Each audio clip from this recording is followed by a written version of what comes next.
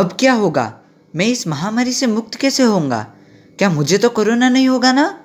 मेरे परिवार में किसी को कोरोना हो गया तो? अब क्या करना? कैसे बचना?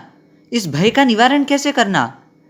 ऐसे अनेक टेंशन, डिप्रेशन, भय से आज पूरा भारत, पूरा विश्व परेशान हो रहा है। इस महामारी का निवारण कैसे होगा? ऐसी महामारी क्या पहली बार हुई है? नहीं, ऐसी महामारी तो पूर्व काल में अनेक बार हुई है और उनका निवारण भी हुआ है। इसलिए हमें भय रखना नहीं है, चिंतित होना नहीं है। आज से 2575 साल पहले हुए जैनों के 24वें तीर्थंकर परमपिता परमात्मा महावीर स्वामी भगवान, जो स्वयं त्रिकाल को जानने वाले थे, उन्होंने अपने केवल ज्ञान में जानकर ऐसी महामारी के निवारण के उपाय भी बताए। भगवान महावीर ने बताए 45 आगम ग्रंथों में एक ओघनी युक्ति नाम का आगम ग्रंथ है। यह आगम ग्रंथ मुख्य रूप से साधुओं के आचार के लिए है। उनमें यदि कोई साधु ऐसी महामारी के जपेट में आ जाए तो उनके उपाय भी बताए। उसका ही पालन आज हमें दिखाई दे रहा है। इस आगम ग्रंथ में जो कालजी लेने को कहा है वो ही आज सरकार द्वारा सूचनाओं के रूप में हमारे पास पालन कराया जाता है। इस ग्रंथ में कहा गया है कि यदि कोई साधु ऐसी महामारी के लहर में आ जाए तो उन्हें अलग रूम में रखना है। वो ही बात आज क्वारंटाइन नाम से बताई जाती है। ऐसे साधुओं के नज़दीक में जाना नहीं, वो ही आज सोशल डिस्टेंसिंग है।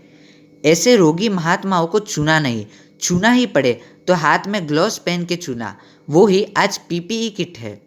ऐसे साधुओं को छूने के बाद हाथ साफ करना, वो ही बात आज सैनिटाइजर के रूप में आई है। जो मन से वीक या डरपोक हो उन्हें ऐसे महात्मा की सेवा करनी नहीं है, किंतु तंदुरुस्त आरोग्य वाले को ही ऐसे साधुओं की सेवा करनी है।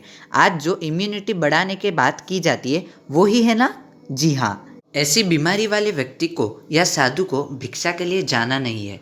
ऐसे बीमार साधु की सेवा करने पर भी उनकी आयुष्य खत्म हो जाए या उनकी मौत हो जाए तो उनकी सभी चीज़ें को निकाल कर ऐसा करना है कि वो किसी दूसरे के उपयोग में न आए। वो ही हमें आज दिखाई दे रहा है कि कोरोना पॉजिटिव वाले व्यक्ति की मृत्यु हो जाए तो उनकी बॉडी परिवार वालों को नहीं दी जाती है। अभी तो यह सब बातें जान के प्रभु के प्रति, प्रभु की वाणी के प्रति अहोभाव बड़ा होगा ना? जी हाँ, जरूर। प्रभु की वाणी में कोई भी संदेह नहीं होता। प्रभु की वाणी 100% सत्य होती है। ऐसा तो अब विश्वास प्रकट हो ही जाएगा। हमें परमपिता परमात्मा का शासन मिला है।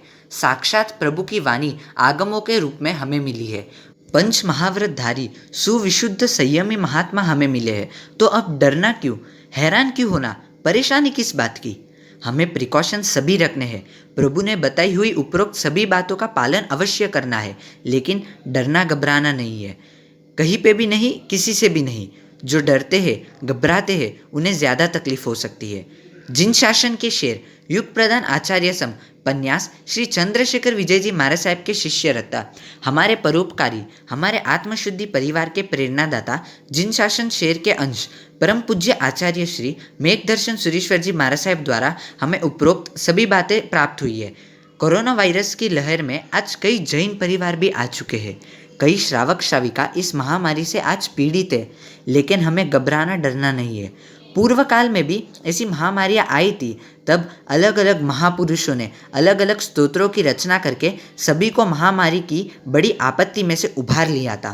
हमारे उपकारी गुरु भगवंत आचार्य श्री मेघदर्शन सुरेश्वर जी महाराज साहब ने आज हमें इस मुसीबत में से बाहर निकालने के लिए प्रेरणा की है कि नवकार और जिस स्तोत्रों की रचना महामारी निवारण के लिए हुई है, ऐसे उवसगरम, संतिकरम, छोटी शांति एवं बड़ी शांति, यह 5 के संपुट का 12 बार उच्चारण पूर्वक परमपिता परमात्मा का अभिषेक करना है और उसका जल पूरे घर में छिटकाए करना है। यदि अभिषेक न हो सके तो अपने घर में सामने पानी रख के सुबह 11 बजे से पहले नवकार, संतिकरम, उवसगरम, छोटी शांति बड़ी शांति का 12 बार पाठ करके उस पानी को सभी को पिलाना है और पूरे घर में छिटकाए करना है। प्रतिदिन नमो जिनानम जिय भयानम का 108 बार घर के सभी सभ्यों को जाप करना है। यह आराधना 21 दिन तक करनी है, जिससे सभी भय, रोग, टेंशन आदि दूर होके शांति, समाधि, प्रसन्नता युक्त जीवन जी के, सुंदर श्रावक श्राविकामय जीवन जी के सद्गति की परंपरा में आगे बढ़े, ऐसी मंगल कामना। वंदे जिन शासनम, अहो जिन शासनम। Stay home, stay safe.